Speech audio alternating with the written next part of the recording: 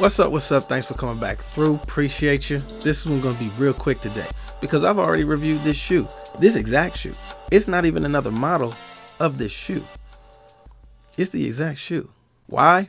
Because I messed up the first time, and I can admit that. Let's talk a little bit about the Brooks Hyperion Elite 2. I know that the 4 is about to come out. The 3, no, wait. Yeah. The 4 is out. The 4 just dropped. I tried the Hyperion Max on that doesn't have the plate. I thought for sure that was the problem, that this shoe had a problem with the plate.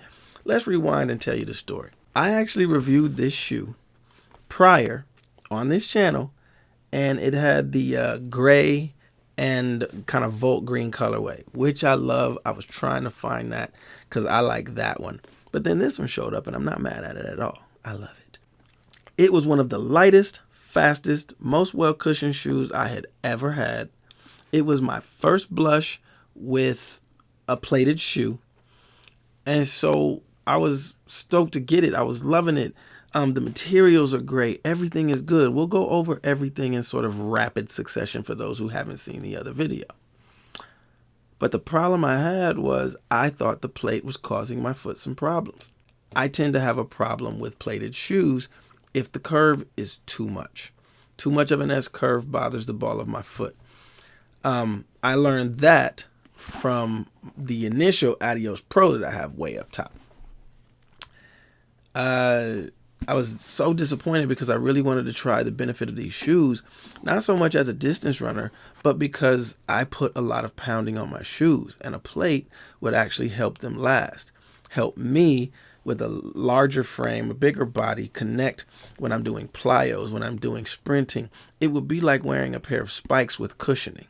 That's what I like about plated shoes. What I don't like is that they are a harsh ride on the metatarsals, on the ball of your foot. Oh, the other thing.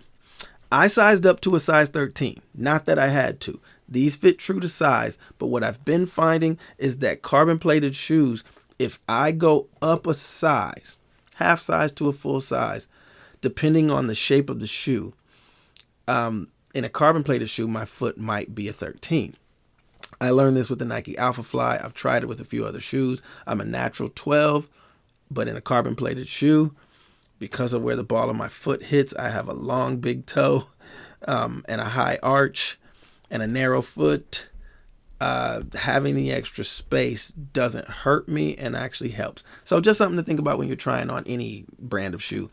Try one size up, see if it's a carbon plated shoe and you have any problems with your foot, midfoot, top of foot, ball of foot, any of that.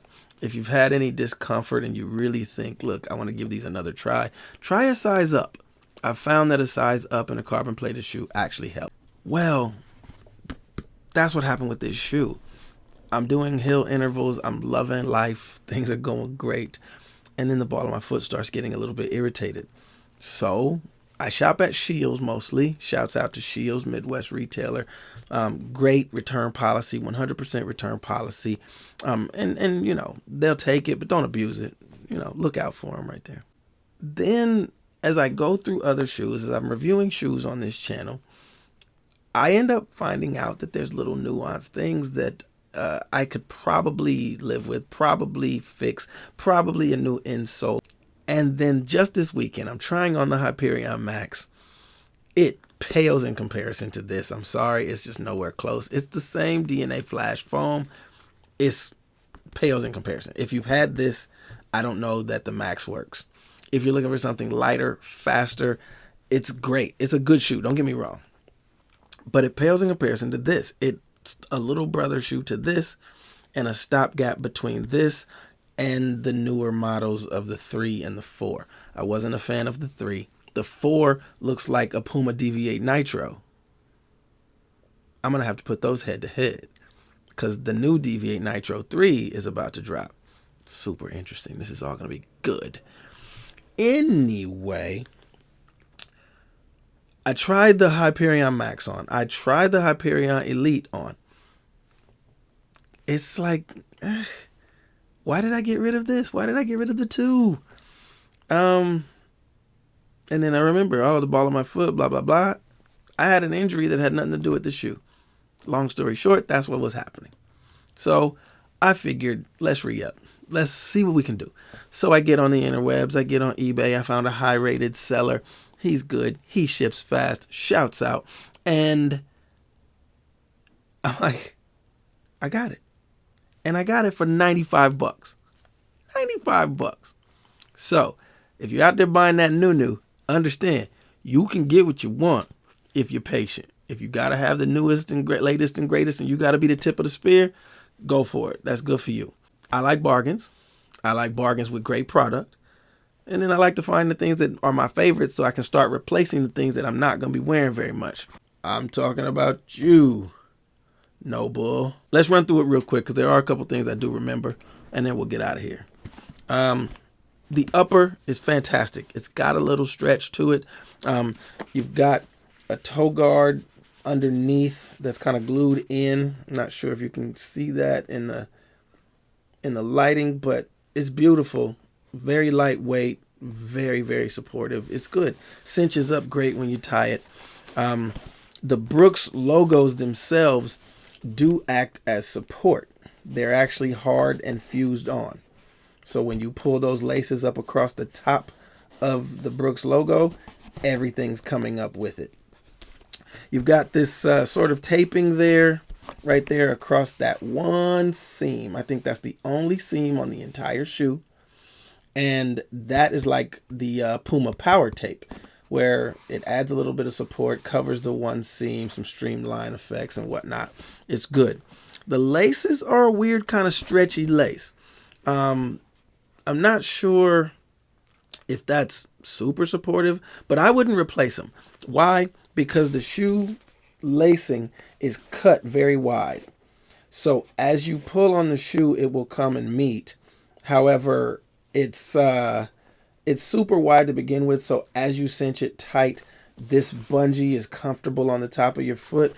I've got a bony protrusion on top of my foot that does not like hard laces. But I also don't like it when I tie my shoes and they come all the way shut. So that actually works for me. I'm okay with it. The one problem I do have is the tongue. And there's nothing in particular about the tongue, how it feels. It's a fused tongue. It's flat, but it's not like, like what did I call the other one on the Adidas Adios Pro 3? Like uncooked bacon. It's not like that. However, it's very narrow.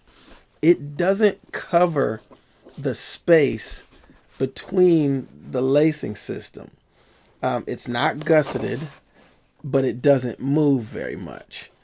I would just like it if there was a little more coverage on each side.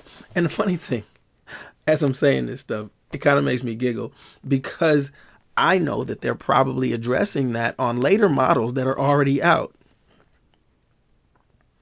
That's on me.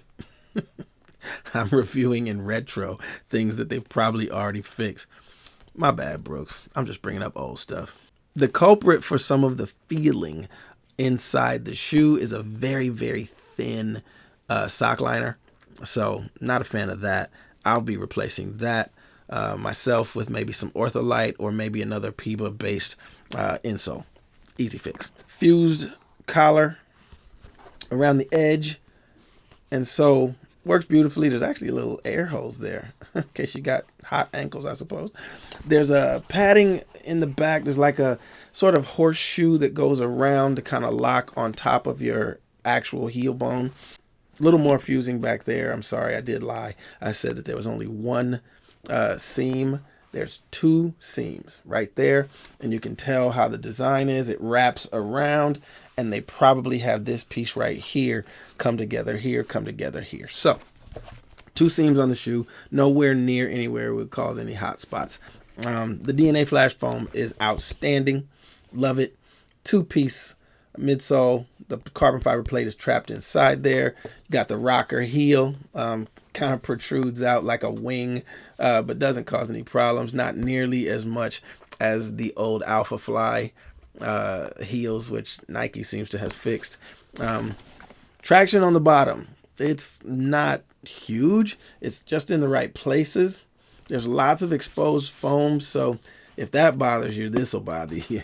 It does get a little slick on concrete, on wet concrete, because there's so much on that midfoot contact that's actually exposed to the outside. It doesn't have grip on it.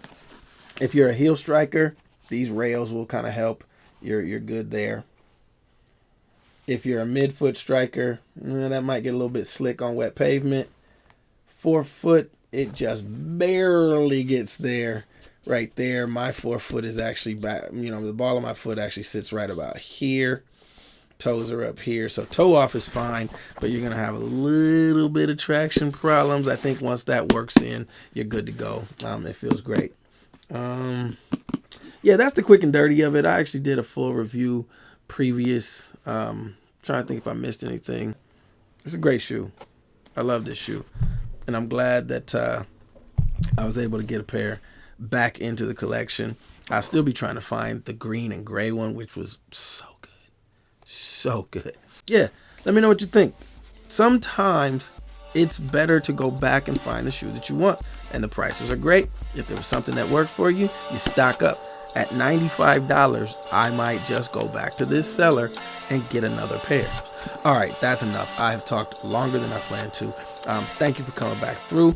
There'll be more, maybe even more of this. Maybe I go back to the collection and I find the shoes that work for me, and we go. I may even do another one where there are shoes that I didn't like. I explain why, and I donate them, or something happens to them. One of the two. Anyway, appreciate you. Thanks for coming through. Peace.